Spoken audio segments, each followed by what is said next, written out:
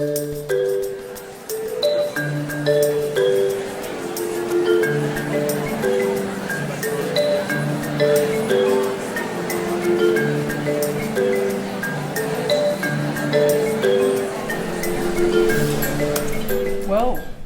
g'day, welcome. And my name's Catherine Townsend, and I'm delighted to welcome you all to the 50th Griffin Lecture. It's held to commemorate the legacy of Walter Burley Griffin and Marion Marnie Griffin. I'd like to acknowledge the Ngunnawal people, who are the traditional custodians of this land on which we're meeting, and pay respect to the elders of the Ngunnawal Nation, both past and present. I extend this respect to all Aboriginal and Torres Strait Islander people in attendance today. Now, first, a very brief housekeeping note. Please mute your devices, and we do have an opportunity for questions at the end of the Graham's talk.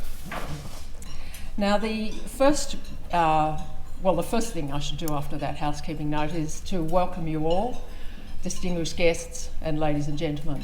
Thank you for coming.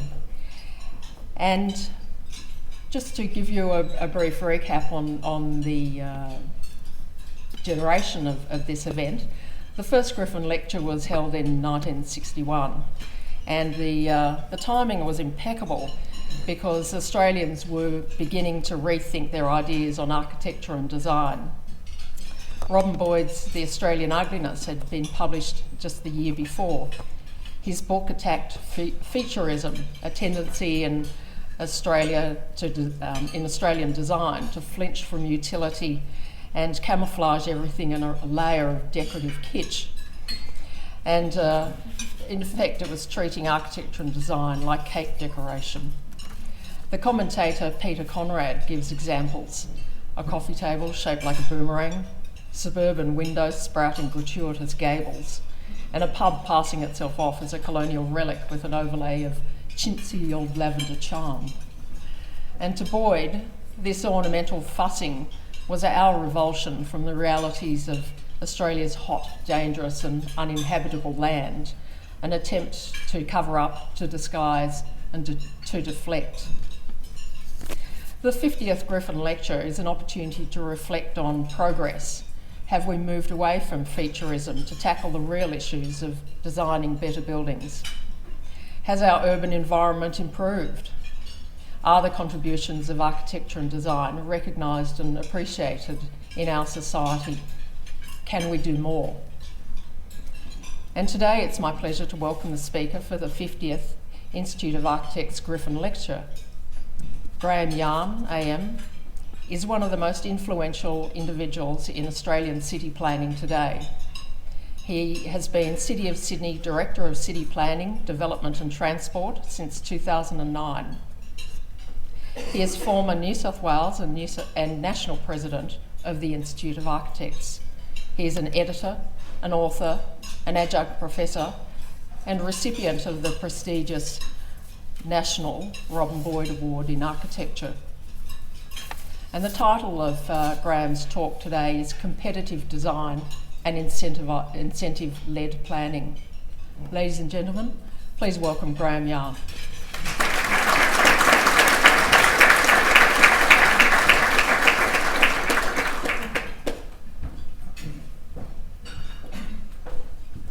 Now, the title of the talk, you must admit, is a bit dry. And we like to keep the subject rather close to the chest and not publicise it. So this is the perfect day to be under the shadow of publicity of the Trump election that I talk about it. I do want to thank you for the opportunity to give today's lecture. But before I begin, about 4 weeks ago, something unexpected happened as I was preparing it. I had ischemic stroke, and it was in the left cerebral cortex. Now, I'm being upfront about this, not because we're going to give you money back, but because my recovery from aphasia, difficulty in speech and cognition, has been nothing short of remarkable, from just few unintelligible slurs. So, having said that, and I come with a disclaimer, rewiring part of the brain every night is something that's fantastic. So bear with me, and I'm very pleased to be back here in Canberra, guest of Catherine Townsend and the distinguished fraternity and guests with the Institute of Architects, and no less occasion than the 50th Griffin Lecture. Of course, when Griffin won Canberra, it was a unique moment in time. It was after the ructions of 1900, and it was before the war. And from this ferment, modern town planning, the salvation of spoken ills of city life, was laid down, and he laid down a physical framework from scratch. But things were changing. The era had coincided with young Henry Ford, who had trialled mass production techniques at his Detroit automobile works, and would soon be marking his invention, his product, as affordable means of escape. Alternative lifestyles were inspired as treeless cities worldwide were disdained. And for Walter and Marion, social experimentation in Illinois had turned to progressive seeds in England for principles. The Griffins became aware of utopian theory and the Garden City movement, and they had been advanced in tomorrow's A Peaceful Path to Real Reform and its reprint, Garden Cities of Tomorrow. They had learned that separation and zoning were weapons of choice. And the scenographic potential of the city movement, which began in Chicago and exemplified in Washington, was a philosophy deploying the symbolism of buildings, landscape and vistas. And these, it would thought, would promote moral and civic virtues. But the urban reformists firmly believed that, or at least hoped, that things like axial planning and urban landscape would deliver harmonious social order and a sense of civic pride. And for their detractors, like Jane Jacobs, she would refer to them as architectural design cult. In Sydney,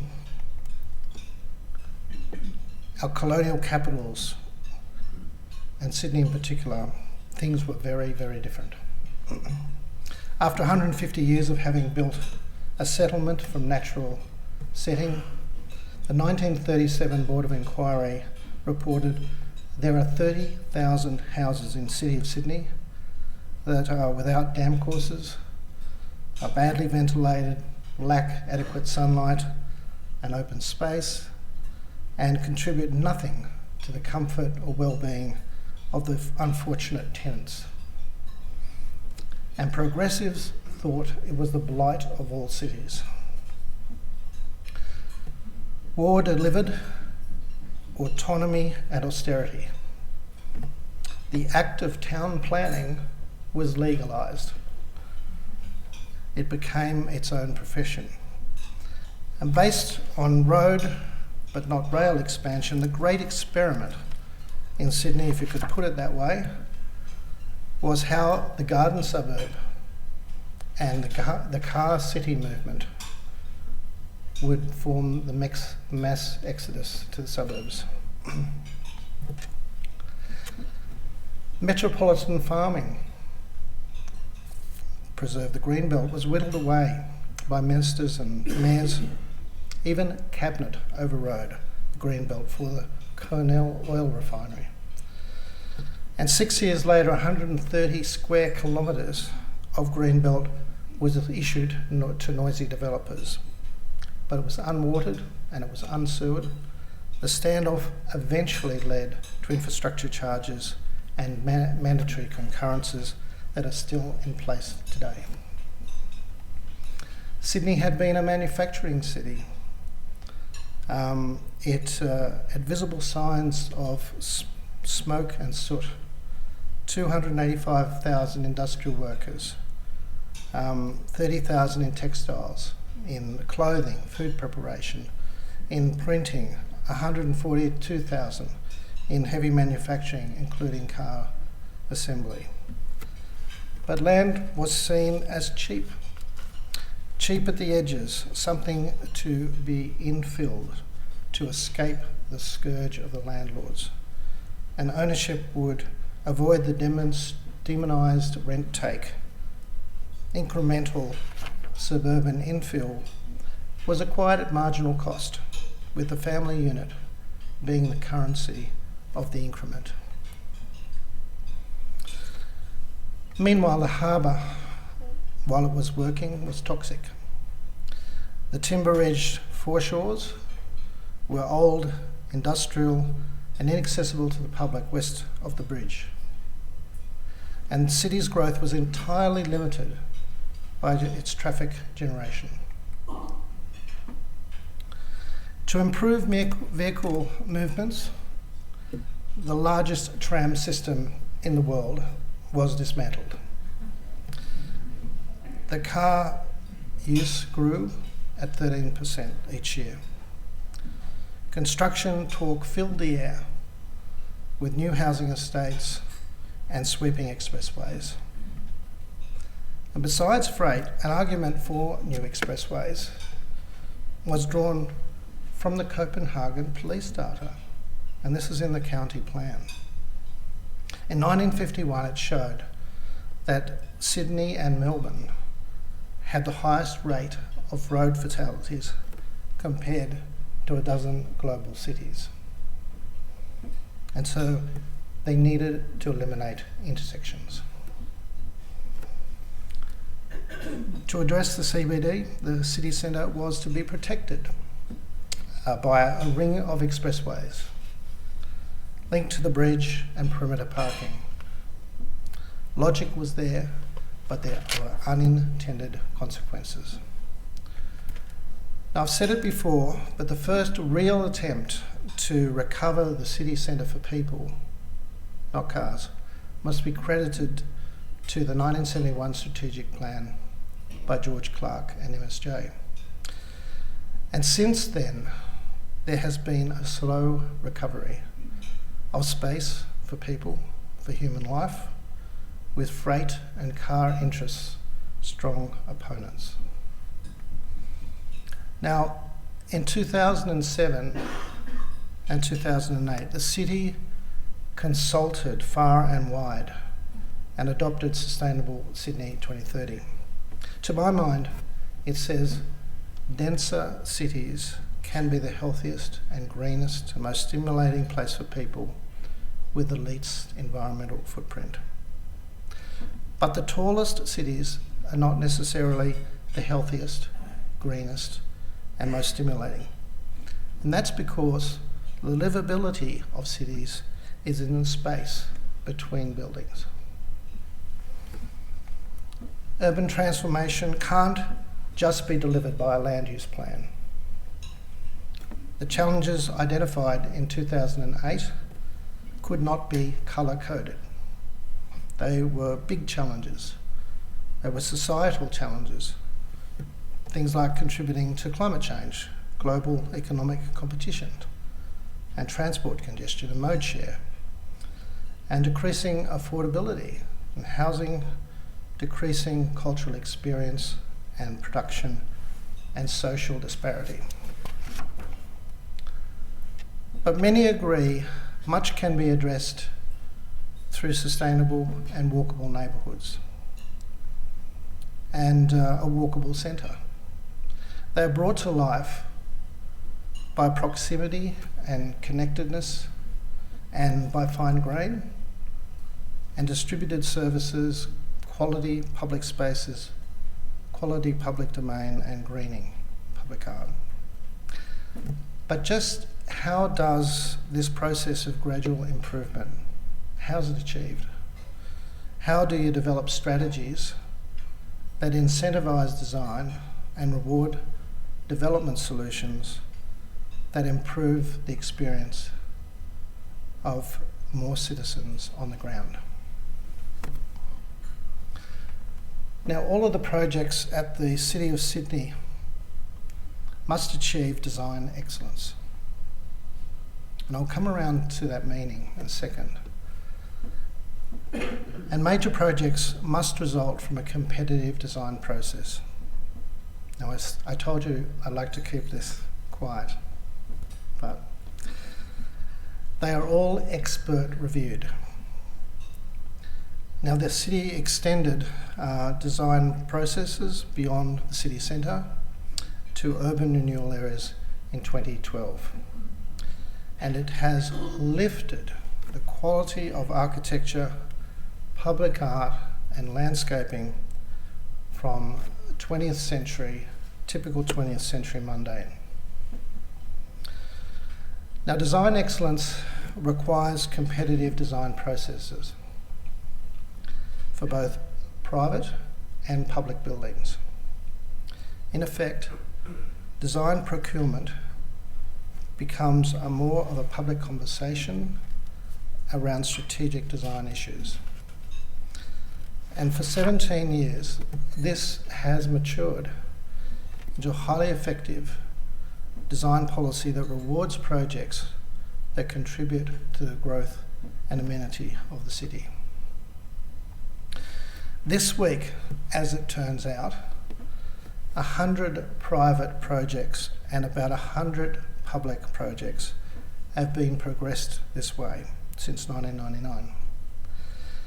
And one aim of this Griffin Lecture is to give an insider's view of one such process and of a very high-profile project. Now, design excellence is not defined, but it is demonstrated by how well a comprehensive range of considerations are dealt with. Its principal concern is not with compliance. It is not quantitative or measurable, which is a neoliberal tendency that sometimes you can solve everything by ticking a box. It's only as good as its inputs: insightful brief, skillful design, and a judicial independent assessment. It transparently externalises design procurement.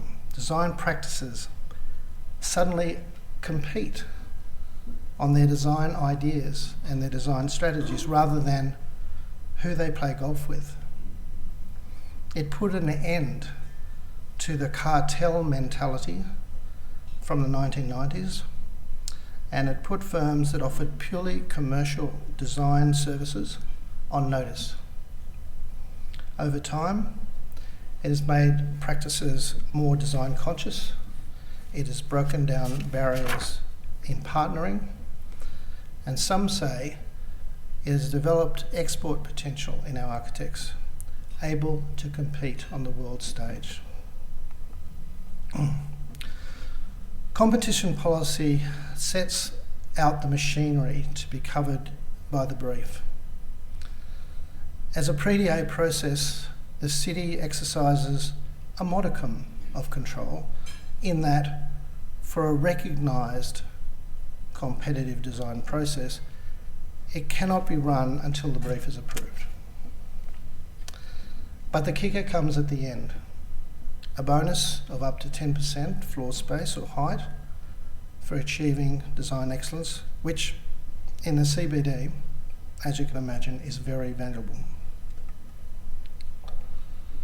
Proponents can elect to do a formal competition or a competitive design alternatives process. There's two, which is more than a mouthful. But it was important in 1999 that the city provided the property industry with options. And in a full competition, a further incentive is that heritage floor space is discounted by 50%, which is an effective heritage conservation scheme with tradable floor space.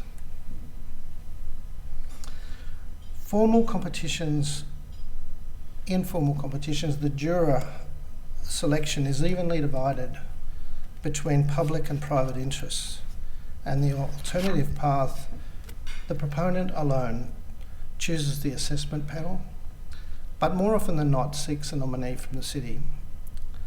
And I see that as risk management at work. Competitors have equal time to present their analysis, their design solution. Questions from jurors or panellists seek clarifications only, and all material is left behind for deliberation. Technical evaluation reports are first presented for the jury to interrogate. Now, the city has run a number of open competitions for which they meet the same criteria. But for an invited competition, a minimum 6 or 5, usually 7 firms compete. For an alternatives process, which the private sector prefers, outside the CBD, a minimum of 3, usually 4 firms compete. And proponent is, or their appointee is the chair. However, the conduct of the competition in the design process is very similar in both cases, and the city always has observers. These very same projects usually obtain an envelope approval, a site-specific DCP, for anyone in the business, first before when the public benefits are secured by agreement. And in this way, the parameters of the project are first settled before undertaking the time and the expense of the competitive design process. Nevertheless, it allows a structured way for competitors to test the envelopes, to test the controls, and occasionally a more compelling response is achieved. And when this occurs, design excellence is seen as separate from strict compliance, and the case is made for change. Now, the nexus between the unique and the preferred design and the additional 10% floor space enables the city to require the architect's retention in the delivery phase of the project. This is unless there are irresolvable differences and the city has to formally agree. Now, architects generally acknowledge that the city is the only jurisdiction in Australia to require this. And although it has had varying degrees of success, mostly positive, in 17 years it has not been challenged. The broader benefits are less quantifiable but nonetheless critical. The competitive design process socialises the planning, the design and the objectives, commercial objectives, into equal considerations. And by coming together, it diffuses the us and them mentality as you jointly work on the problem. The language gap also changes. Proponents used to marketing terms become more familiar, I suppose, with architectural and urban design jargon. Things like permeability, hovers overhead, floats. No, it doesn't. And reverse podium, which means there's nothing there at all. That is until the architect's self-censure. The process also enables the assessment planner to understand the landowner's commercial issues. And the up to 10% bonus of floor space or height gives the proponent some real latitude to consider design values and sustainability measures which commercial feasibility would strip out. For all participants, it generally encourages a detailed discussion about the wicked problems, other than architectural fees, of course. In the competition mode, it brings a high level of design expertise to the problem, which would otherwise be unavailable. You can't just buy the advice of 3 gold medal architects. One downside reported by the architects is that under competition rules, they can't cultivate a more productive working relationship with the proponent, specific for the site. Rather, they must develop a design to a brief in isolation of personal preferences.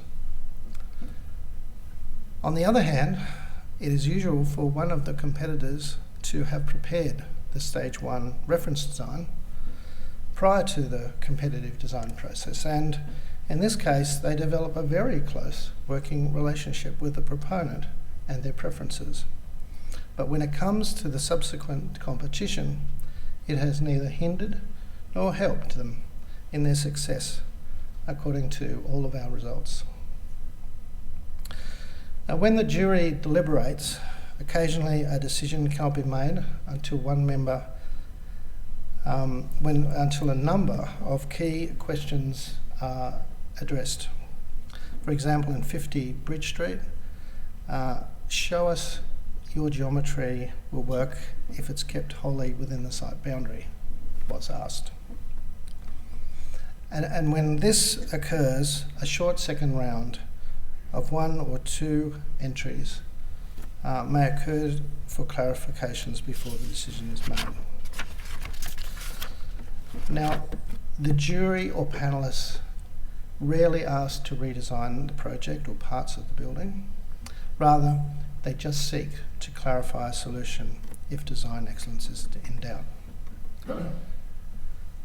The competition report is part recording of fact and part advisory.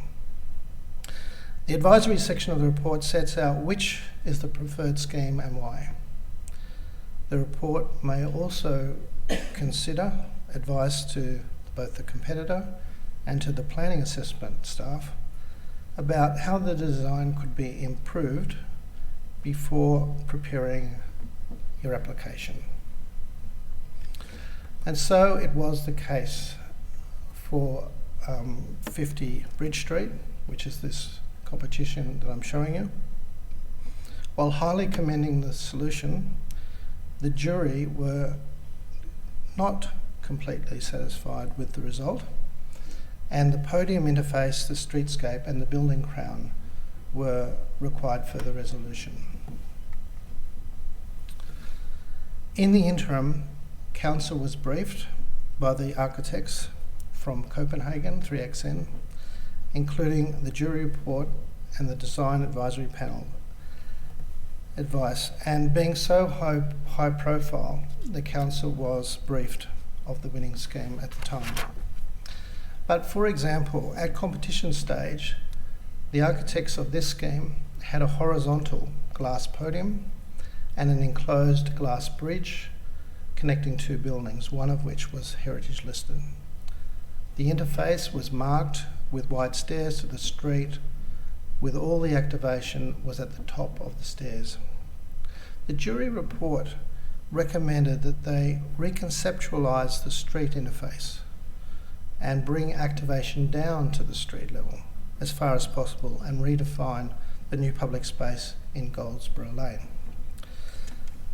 In the competition drawings, the pedestrian access was limited to a flight of stairs from Young Street. The bridge over the lane is not shown.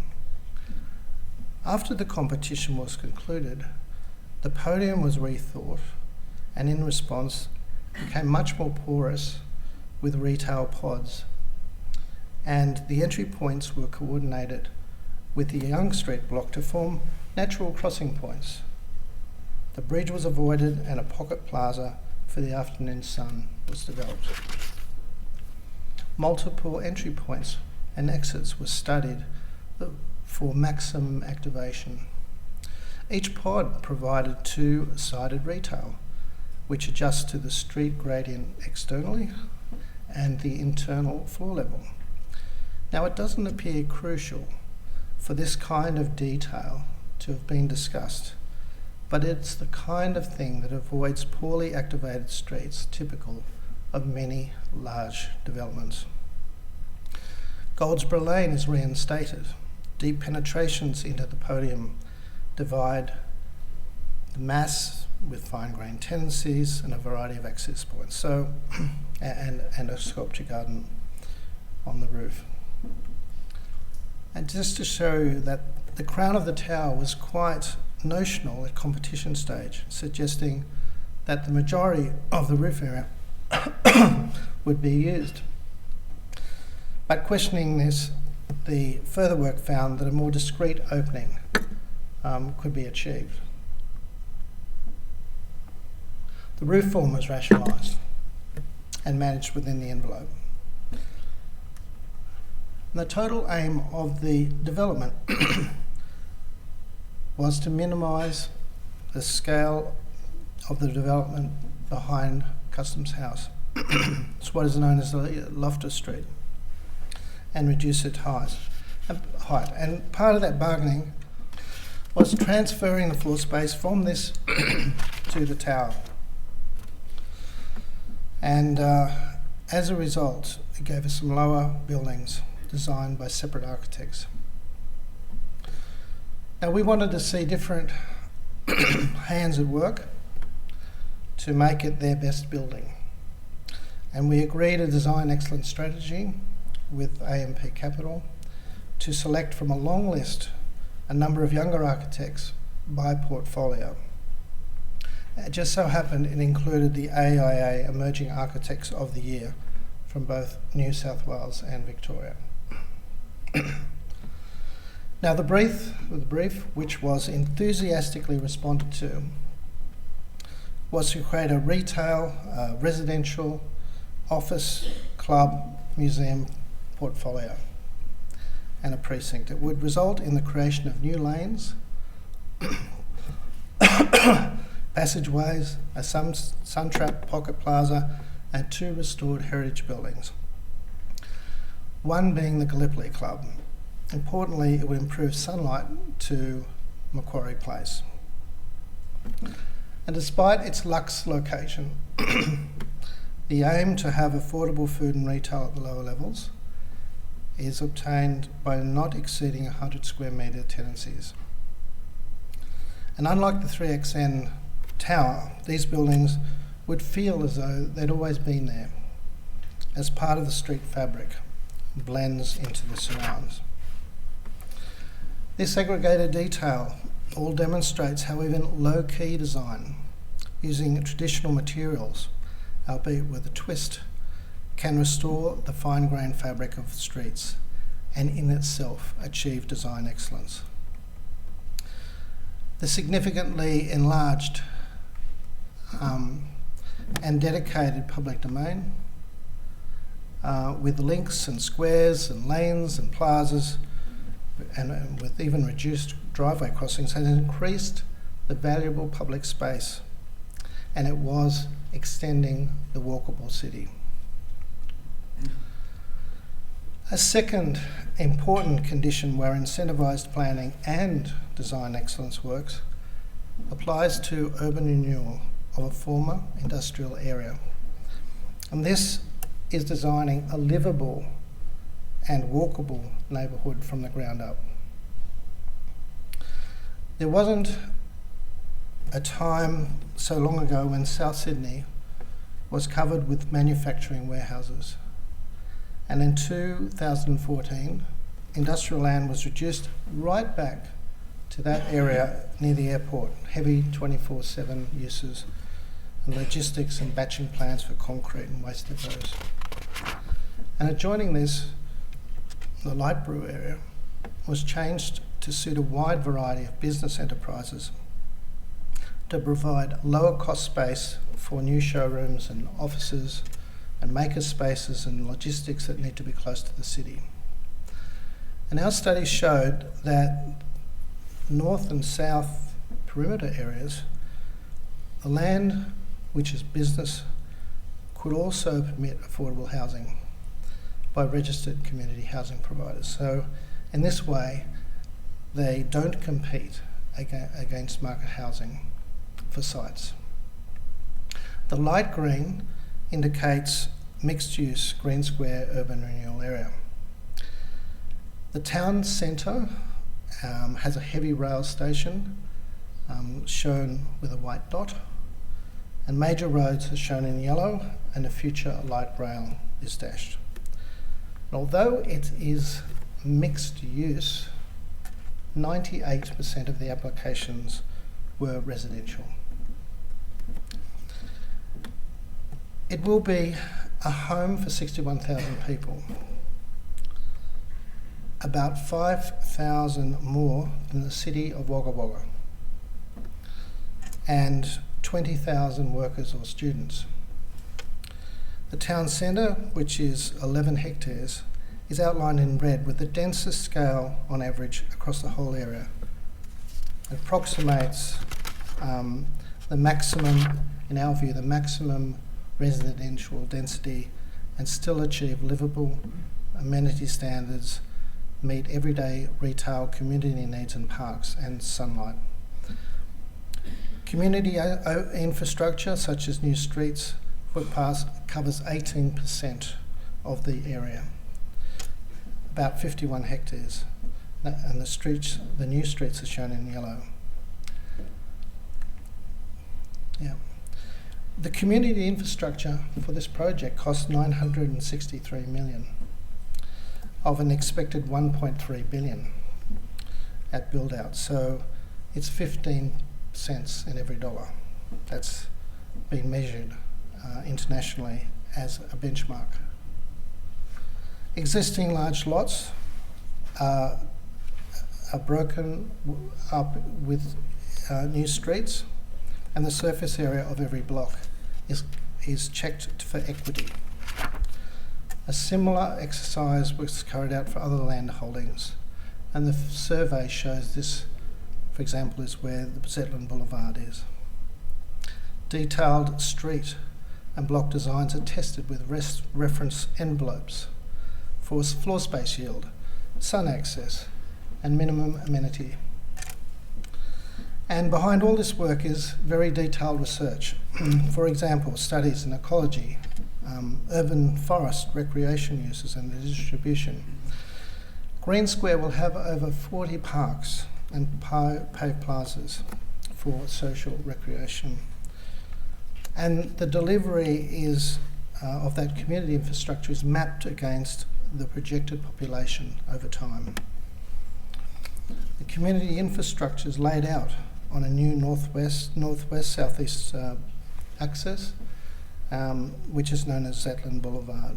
X marks the rail station, then there's the library, the plaza, the drying green.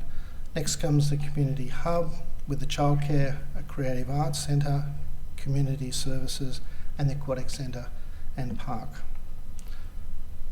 Many of you would be familiar that the Library Plaza achieved design excellence into two-stage competition, won by Stuart Hollenstein, and I see they're here, architects, and Colin Stewart of Canberra.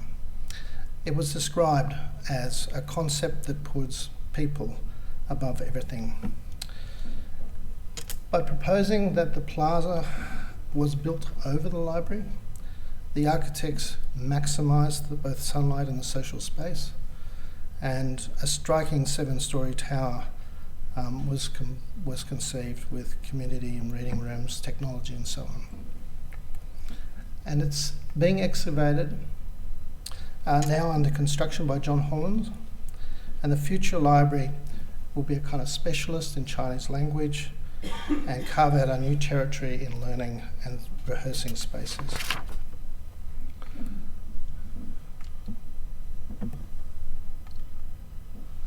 The plaza will host retail and entertainment, civic events, Chinese New Year, lunar festivals, art house cinemas and outdoor cinema and markets, cafes and seating be surrounded by apartments with acoustically designed balconies.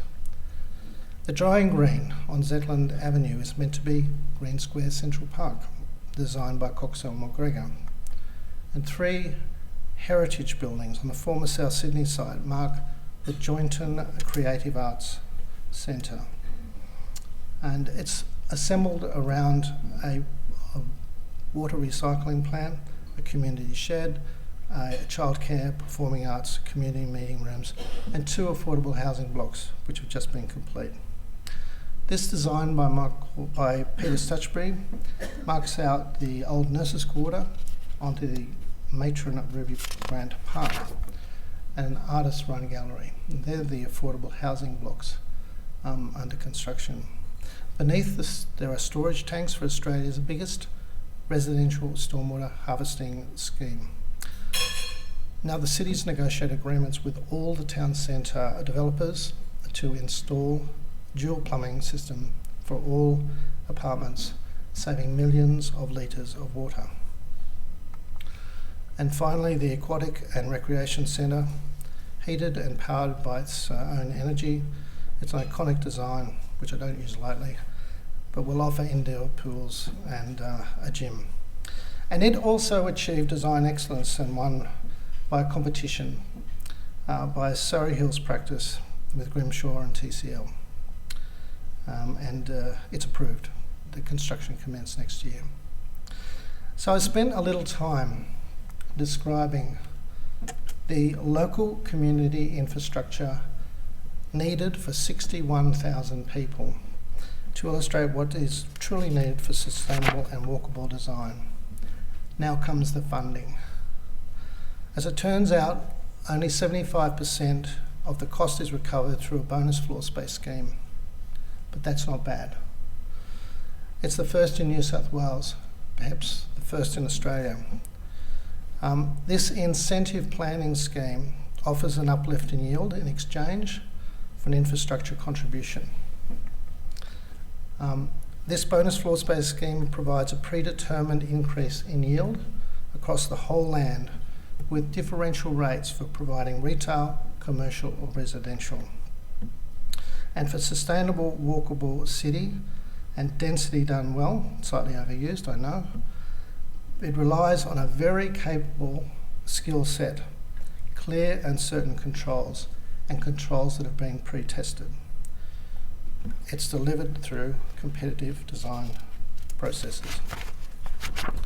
Now, I don't have time to cover the private investment, but just some of the teams who've taken up bonus floor space and achieved design excellence in Green Square include Crown, won by KTA Architects; Mirvac, won by FJMT; Lateral, won by Candelapis Architects; and Lateral, won by Smith and Zarnes; Bridge Hill, won by McNally Sissons; and Bridge Hill, won by SJB. They also were with MHD and Union, and Bridge Hill with Neeson Merkert. JQZ development won by BVN, and another part of that scheme by BVN. Crown, this time with SJB, I should say, and JQZ won by Collins Turner and Environa. JQZ and BVN, JQZ and PTW, JQZ won by Chen Xiao Little, Meriton, that's almost finished, won by AGC, and a smaller building by AGC as well. Top Place, won by PTW, Lincoln Development by BVN, Meriton by SJB, Meriton DKO, and Defence Housing by DKO and Breathe Architects.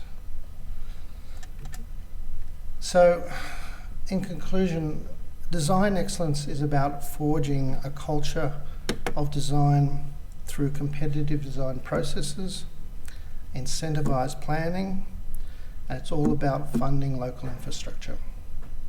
Sydney is the only city where a statutory design competitions exists for all major buildings.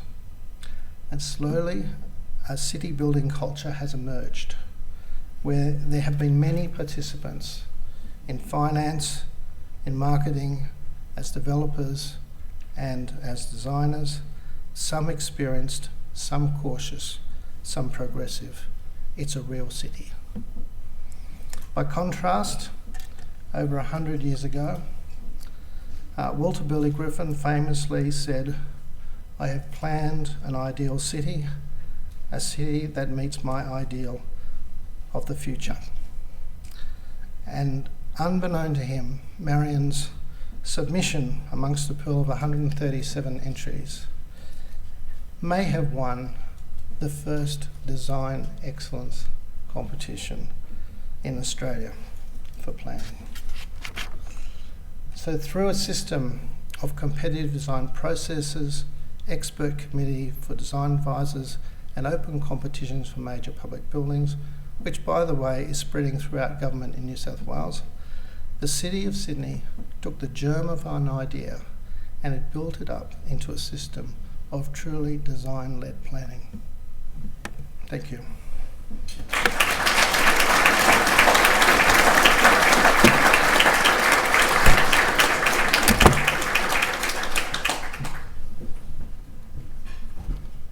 Thank you, Graham. And maybe if you could just stay here for a few moments. We do have time for a couple of questions. And look, I might pose the first question, but after that we do have some roving mics, so just put up your hand.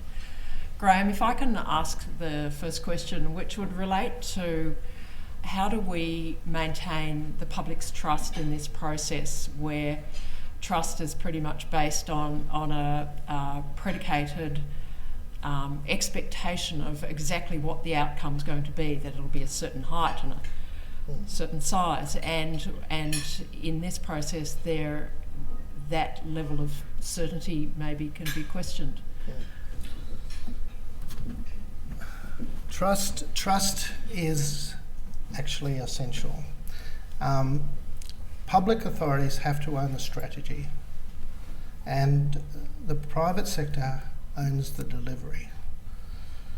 So you have to, in the strategy, you have to prepare a reference design. You have to do the block analysis. You have to do the road network in the case of this subdivision. You have to build the model, and only then, particularly when the people move in, showing it all, can they have confidence and trust in that process. Now, literally at Green Square, which is halfway through construction, about 30,000 people will be moving in. Already we're starting to get objections, this air conditioner is in my view and so on. But generally it has been controlled enormously, and trust has been generated because we're sticking to the envelopes. Thank you. And questions from the floor? George. I won't bite. I'll ask a question. In terms of the city itself, the city of Sydney, and the courage it took to actually undertake this type of design process, it obviously has to last through political periods as well. So what do you do to actually ensure that this development, 61,000 dwellings, will roll out over 10 years without any sort of political interruption? Okay, well, That's why I like to keep it quiet. It sort of has been going through in the background. We've had the competitive design processes since 1999. So it's 17 years, and it survived all that time. We have a system of floor space ratios, and you may not, but you could have envelopes, and that could be a different way of approaching it. The development industry likes the process, and they feel now that they own it. So I'm really pleased that I can talk to so mature that the development industry, and I mean the one that deals with the inner city, imagines the city's problems and the solutions beyond their lot.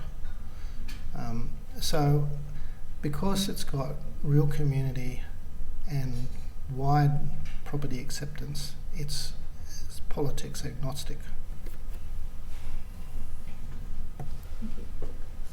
That guy over there. Thanks for the detail. I really enjoyed that, and you'd see applications here for the territory. It was just a question relating to the bigger picture and the longer term picture, because you started it off with a potted history of Sydney and its growth.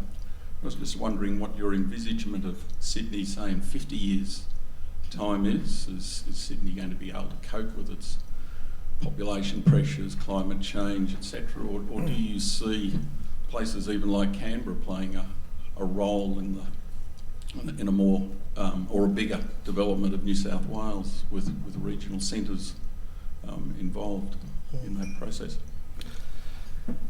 Well, in Sydney, there's a real reaction again with development at the moment, and I saw a scheme at Liverpool on the river which had 20 or 30-story towers being proposed, one road in, one road out, and full car parking complement. That is not looking at the future for a walkable, livable neighbourhood.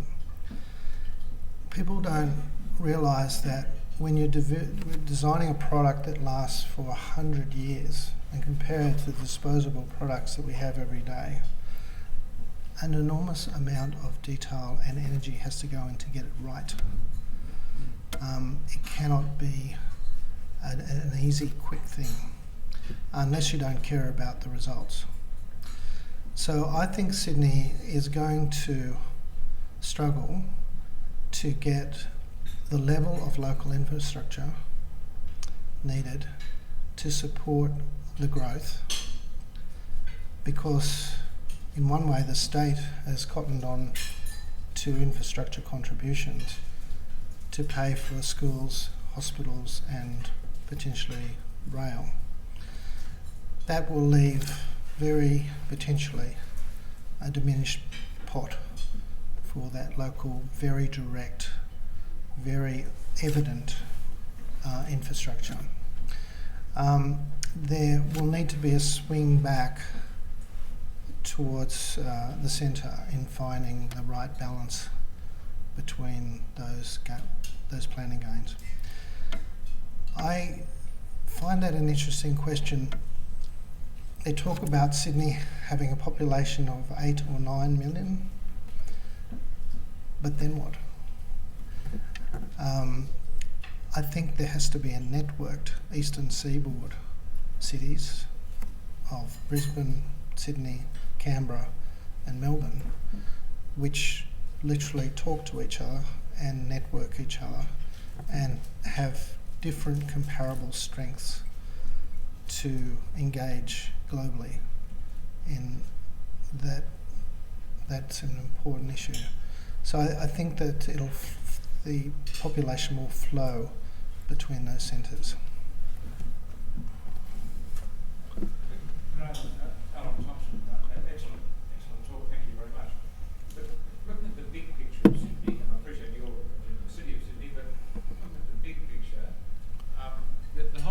about whether it remains Sydney Central where you are, or whether it's Parramatta.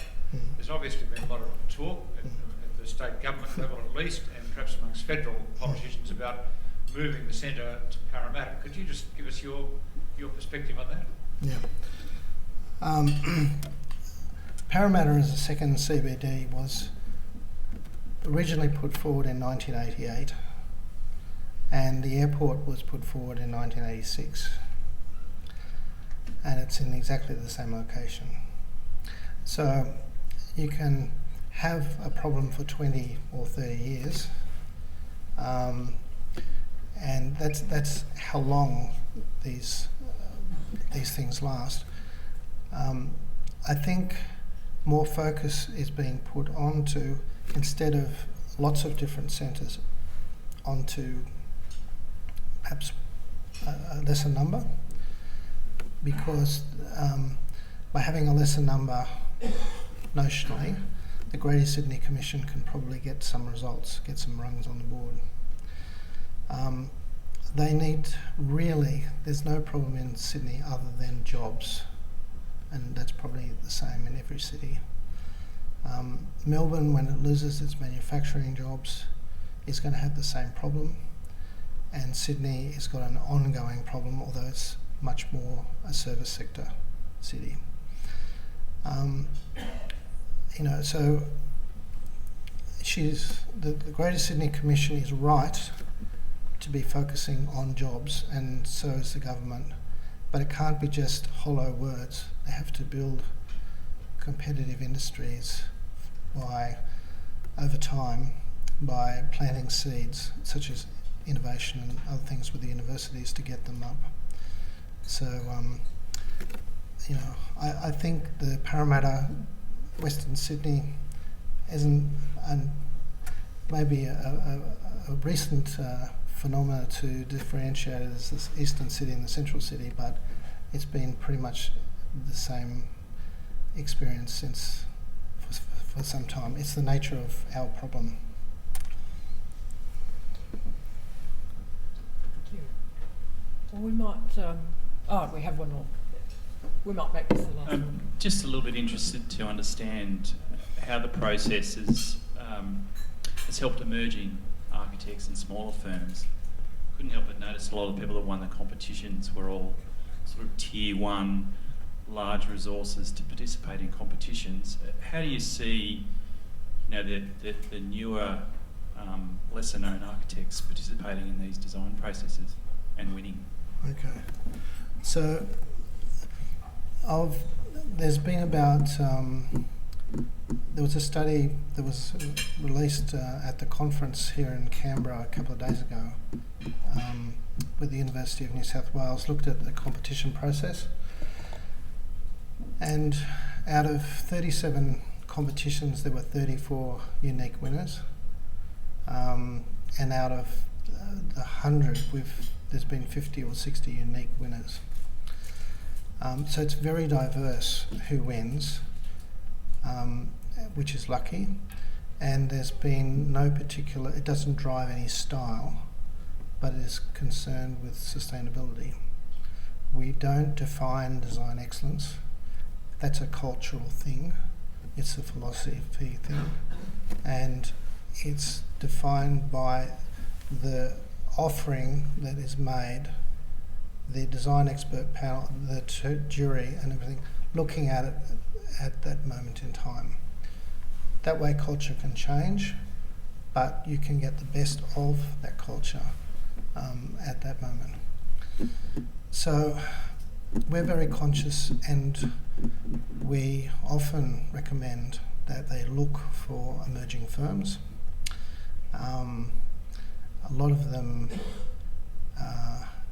have been successful, in not so many in Green Square, although Nisa Merker and so on won those projects perhaps some time ago before they were well known. Often they try to partner with a larger firm, and if they're successful, win, get rungs on the board. So it's a balance between there's much more partnering, there's a balance between having the capability and the delivery, because we want delivery, not just ideas and documentation, but how do they have that capacity? So you would know, is that Stuart Hollenstein?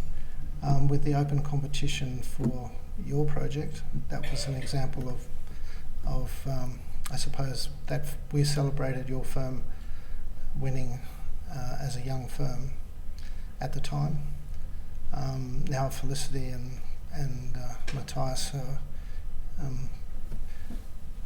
proposing projects in Shanghai, and so they've moved on. I think next they're participating in a competition in George Street for Lend-Lease. So some flowers do grow.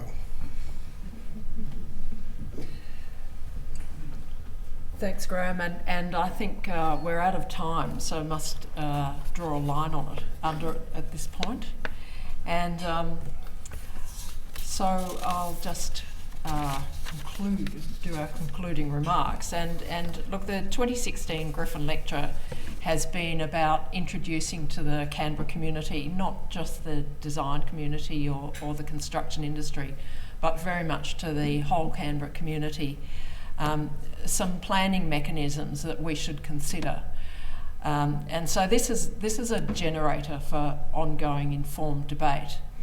And I think it's important that now I thank our very generous sponsors. We have significant sponsorship from the Architects Accreditation Council of Australia, thank you. Also from GHD, thank you very much. And from CRS. It goes almost without saying that without this sponsorship, the events of this calibre would not be possible.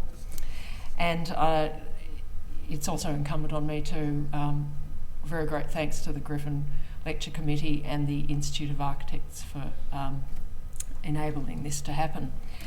And finally, our thanks are due to Graham Jahn, a leader in Australia's urban futures. And not only has he given us some valuable material to chew on, but has wrestled down a personal demon of recent occurrence to appear today, and for that we're enormously grateful. So our very greatest thanks, our appreciation and best wishes. Thanks, Graham.